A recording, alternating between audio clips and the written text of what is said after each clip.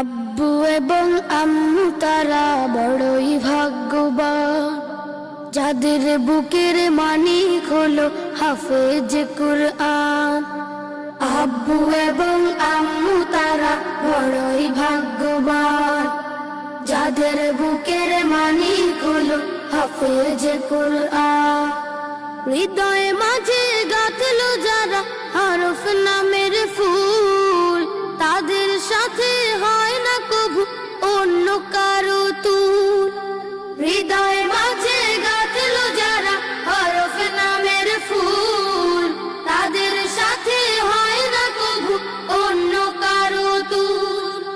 রবের কাছে